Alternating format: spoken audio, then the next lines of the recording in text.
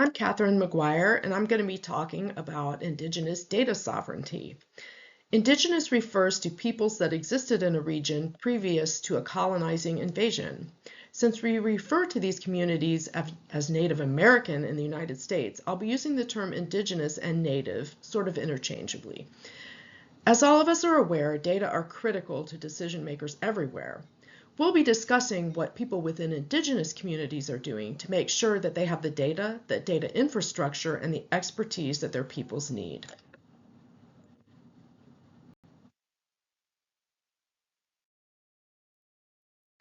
To begin with, let's define sovereignty with respect to Indigenous communities. Where a community is given legal recognition by the country that it resides in, this is referred to as tribal sovereignty. In the United States, this is a result of historic treaties with Native nations and is also outlined in the U.S. Constitution.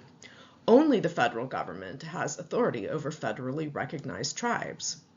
Some of the rights of sovereign tribes are the right to develop their own system of government, the right to preserve their culture and traditions, and the right to decide tribal membership.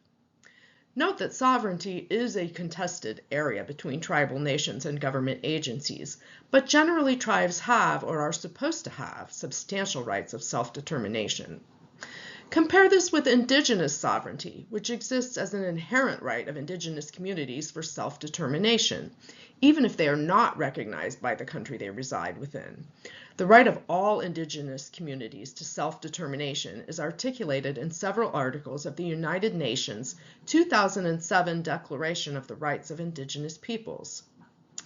Much of what I will talk about will be situated within the activities of tribal nations, but the issues and rights discussed extend beyond that to all Native communities.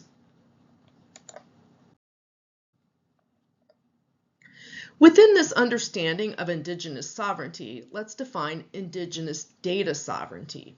Indigenous data sovereignty is the inherent right of Indigenous communities to create, access, manage, and analyze the data required to participate in their own self-governance, and to participate in data decision-making when the data collected is about or will impact an Indigenous community. Why is this important? Well, frequently data are collected without regard to the needs of Indigenous communities. Required data are missing, incomplete, inaccurate, or don't follow conventions or traditions of the community. Communities may believe that externally collected data are biased against them or inaccurately represent their traditions. And because the tribe doesn't have physical ownership of the data, they may not be allowed access to it, particularly if it is de-identified, or they need it disaggregated in a particular way. As an example, the Urban Indian Health Institute, as a tribal public health authority, had a legal right under treaty law to access federal health data, but the CDC initially withheld it, citing privacy concerns. Even after congressional pressure, the Institute only gained limited access to these data. So that's a brief explanation of what is meant by Indigenous data sovereignty. Topics I will touch on in this presentation are historical as well as more recent incentives for Indigenous data sovereignty, some principles or frameworks for data sovereignty, and some examples of how Indigenous peoples are taking action to control their data ecosystems. Many historically marginalized communities have been subjected in the past to unethical research or medical practices. The most famous example is the Tuskegee experiment, in which over 400 African American men with syphilis were participants in a 40-year research study in which standard antibiotic treatment was knowingly withheld in order to study the effects of advanced syphilis. Over 100 of the participants died, and nearly 60 people among their wives and children contracted syphilis. As a result of this study becoming public, the Federal Office of Human Research Protections was established, requiring research involving human subjects to be submitted to institutional review boards, or IRBs, to make sure that subject rights, such as being informed of the risks and benefits of the research, giving written consent, and confidentiality of data, are accounted for in research design. Some medical and research abuses that have affected Indigenous populations have been forced sterilization of Native women in the 1960s and 70s, During this time, non-Indigenous doctors, employed by Indian Health Service clinics may have sterilized as much as 25% of Native women of childbearing age at the height of this practice. Native tribes were also exposed to radiation from nuclear testing in the 1940s and 50s. Indigenous peoples have also been subjected in the past to anthropological and psychological research without either individual consent or tribal oversight. Such social science researchers often drew erroneous assumptions about Indigenous peoples because they never asked the subjects to review their findings. Sometimes they stole Indigenous cultural artifacts for museums or universities. And they also may have used the information they collected to support racist theories about Native peoples. Other issues with data collection processes for data involving Indigenous populations are that some Native individuals may self-identify as white, particularly if they're mixed race or live in an urban area without a strong Indigenous presence. Also, as we know, sometimes small cells in data tables are suppressed, and frequently those small cells that are suppressed are American Indian and Alaskan Native data. Another big problem for tribal governments is that data are often not collected by tribe. And furthermore, that tribe members who receive tribal services may or may not live within tribal lands and thus are not captured by geographically based data collection methods.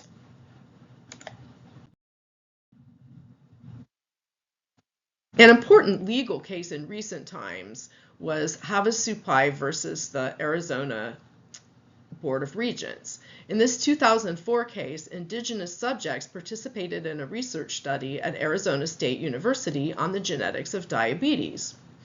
Subsequently, they found out that their DNA samples that were only supposed to be used in this specific research study were being used in other studies on schizophrenia and population inbreeding without their permission. The tribe reached a settlement with the university system that included cash payment, but more importantly, the return of their DNA samples. The tribe argued that the DNA samples were part of their personhood and had sacred meaning to them. This contrasted with the previous practice in research that biological specimens, once obtained, belonged to the research institution. Indigenous researchers have subsequently discussed such appropriations of Indigenous genetic material as well as medicinal and agricultural knowledge for the profit and the use of outside groups and described them as biopiracy or biocommercialism. Other examples include the patenting of Indigenous medicinal plants or food plant genomes for monopoly use, or the use of Indigenous cultural artifacts without attribution or consent. Data colonialism refers to the exploitative collection and use of data for profit in a manner that parallels the historic colonization of Indigenous lands, resources, and knowledge. COVID-19 has been a strong recent driver for Indigenous data sovereignty. Native Americans were disproportionately impacted by the pandemic, a situation that was made worse by a lack of reliable data.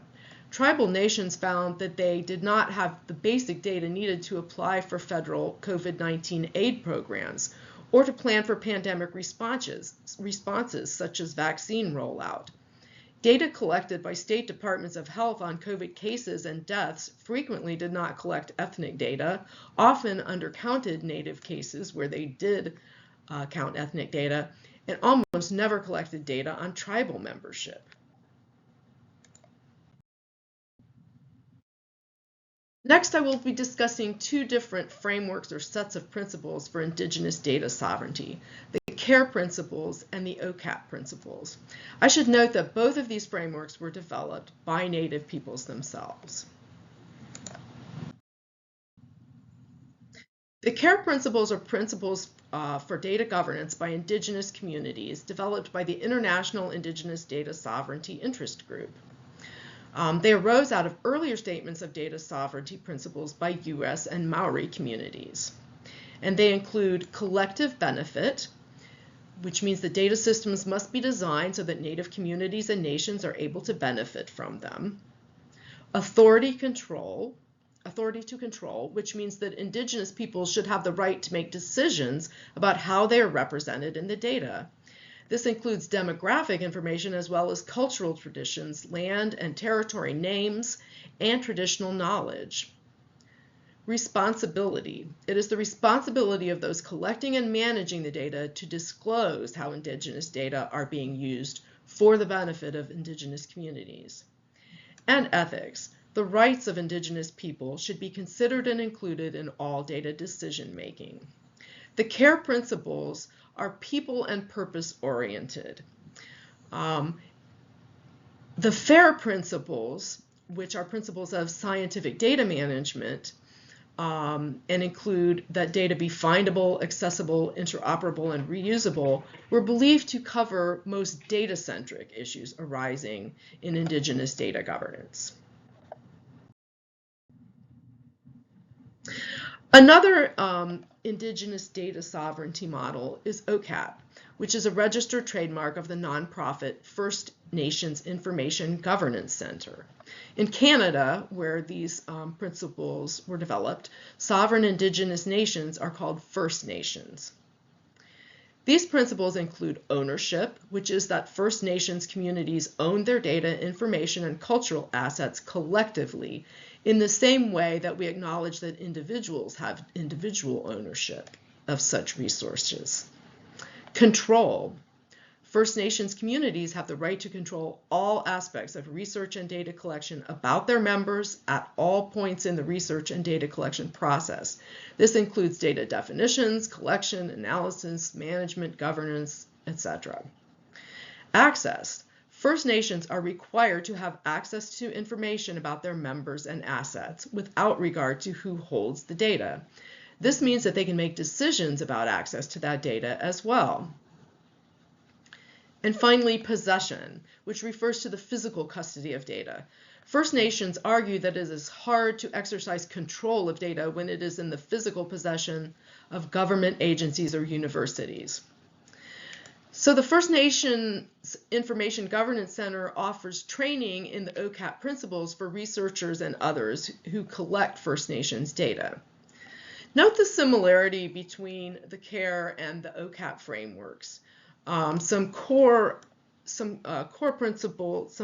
features of the principles are collective ownership of data, native control of native data, as well as data decision making, and that data must be used for the benefit of Indigenous communities.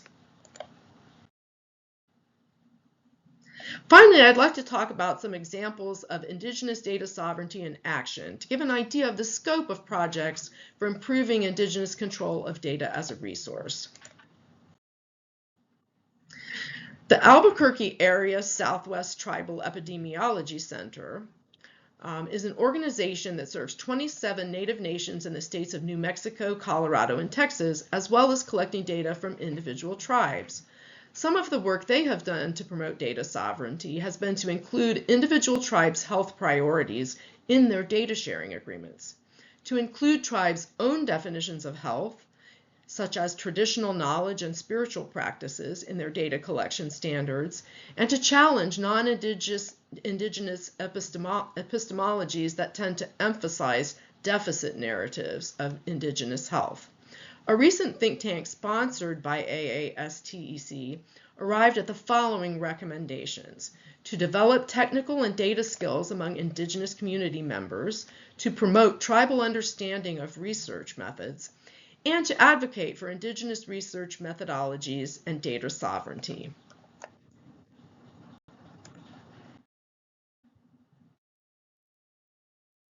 Data can also be biased against Indigenous worldviews. Standard metadata frameworks, such as the Dublin Core, are rooted in Western legal systems and ways of thinking that imposed fixed categories of authorship, ownership, and access.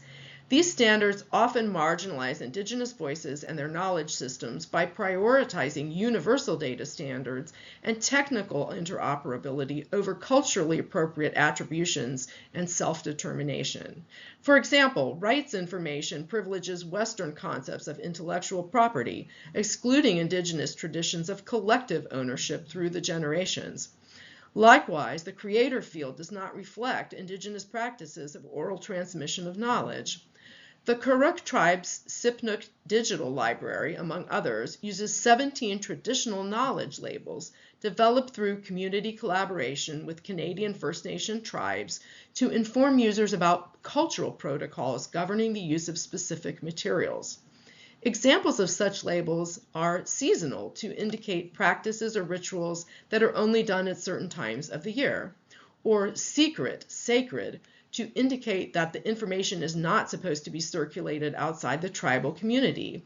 The labels don't change legal ownership or replace existing standards, but they represent a parallel metadata system that respects Indigenous traditions and instructs users on appropriate use of knowledge. Indigenous data centers are data centers which are located on Indigenous land and/or controlled by Indigenous communities. The oldest data center is the Navajo Data Center in Shiprock, New Mexico. Native-owned and operated data centers, in addition to contributing to the goal of data sovereignty, have benefits including providing high-paying jobs for Native employees, serving the legal mandate of keeping all Native casino operations, including casino data on tribal land, diversifying tribal revenue sources by selling data center services and space, improving tribal connectivity to the internet, and in some cases offering tech training for tribe members.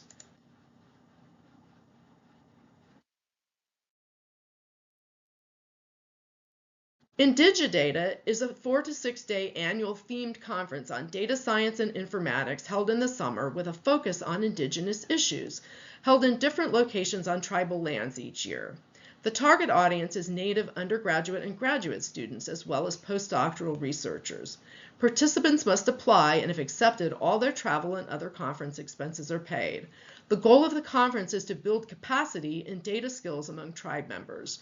The 2025 conference theme was Indigenous Health and Artificial Intelligence. Some previous year's topics have been gene editing and modification and environmental microbiomes. So I hope these examples have given some idea of the depth and complexity of Indigenous data sovereignty and how it can help Native communities realize greater benefits from this valuable resource. In conclusion, I hope this has been a useful and informative overview of the topic of Indigenous data sovereignty. It's important for data scientists to consider how the rights and interests of diverse populations are impacted by our work, and I hope I've encouraged others to think further about this topic. Lastly, I'd like to take a minute to share the resources that I used in this presentation.